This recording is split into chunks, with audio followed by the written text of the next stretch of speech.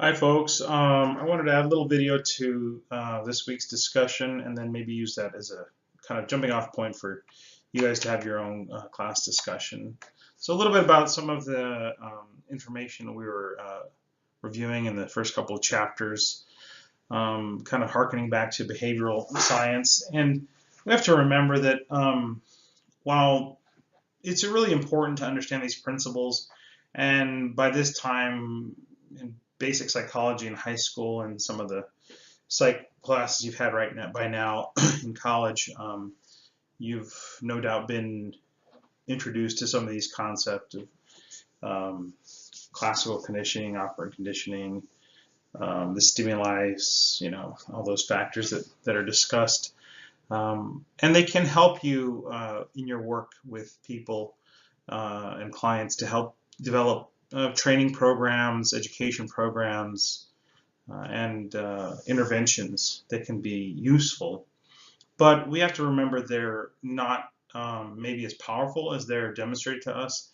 One of the pitfalls that I noticed with early counselors is they fall back on more kind of logic based theories like cognitive behavioral therapy and because it's simple and it's easy to understand, and you can look at it with diagrams and kind of understand how to uh, apply the intervention. But that's not always as useful as you might think, and then you'll get stuck and you're like, well, now what do I do?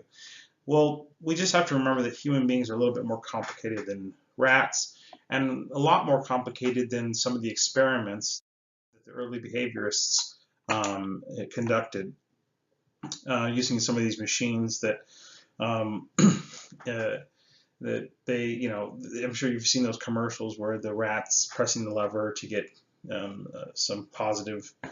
Uh, if they press the lever, they'll get food or water or something like that. But we also know that some of those early experiments were flawed because they didn't have other stimuli. They tried to account for um, the control conditions of the experiment. So it creates kind of a false understanding of how things operate because they operate under those conditions, but you change the conditions, then the outcomes are significantly different. And so when we're thinking about substance abuse and the things that motivate people to continue to use, we have to not only consider positive and negative feedback. If those things work, then giving people money or locking them up would be the only things we'd have to do in terms of intervention, and they would stop using drugs and alcohol. But especially as people get older and kind of an adult, more developed adult mind, the reinforcements have to be a little bit more complex than just these simple stimuli that are described in the chapter text. And you want to think about human connection, um, the way people perceive what they're doing and why is a big factor. Whether it's true or not really doesn't matter. It's if it makes sense to the person and the way they're rationalizing the understanding of their use or their behavior. Lots of us engage in behavior that is not beneficial to us, but we feel like it is, we think it is. And that's a powerful motivator.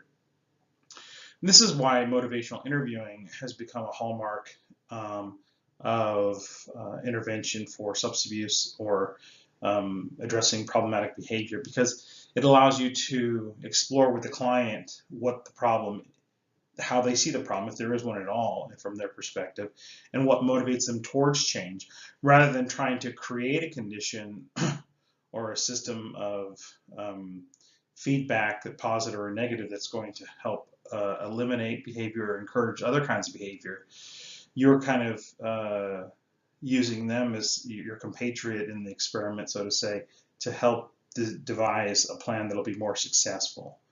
Um, so just wanted to touch on those things. Uh, and I'm also welcome you to the class. I hope you guys are enjoying it so far. This is all new material.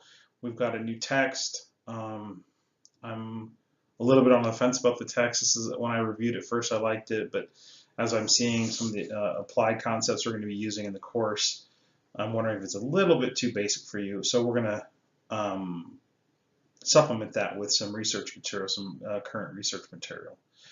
Thank you guys for your attention, and please enjoy the rest of your discussion in class.